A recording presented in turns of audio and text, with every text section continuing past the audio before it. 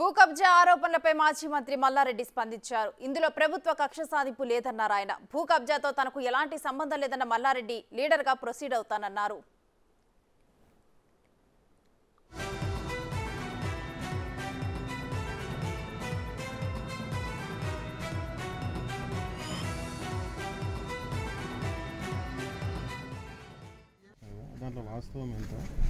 వాస్తవం అసలు లేదు. అది 47 ఎకరాలు భూమి ఎస్టీలది. అదేదో ఎస్టీలది, అది కూడా 38 అని అంటున్నారు. వాళ్ళు కొన్నోళ్ళంతా రకరకాల రామరెడ్డి అని వాళ్ళు రకరకాల మనుషులు ఉన్నారు. వాళ్ళకు 38 కింద ఏదో డబ్బులు అడిగారు, వాళ్ళు ఇచ్చారు. ఆ మధ్యవర్తులు కొందరు తిన్నారు. అంతేగాని ఆ భూమిలో కానీ ఆ 47 ఎకరాల్లో కానీ ఎక్కడ కూడా నా పేరు లేదు, నాకు ఆ భూమిలో సంబంధం లేదు, ఆ డీల్ తోటి కూడా నాకు సంబంధం లేదు.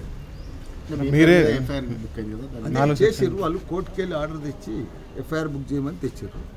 నేను కూడా ఇప్పుడు రాసిచ్చిన, నేను కూడా కోర్టుకు పోయి సంబంధం లేదని నేను కూడా కోర్టు ఎలక్షన్ అయిన వెంబటే మీరు రాత్రి రిజిస్ట్రేషన్ చేసే ప్రయత్నం చేసినారు. ఇది కాదని అవాస్తవం అని చెప్తున్నారు. సరే, ప్రభుత్వ కక్ష ఏం లేదు, దీంట్లో కక్ష ఏం లేదు.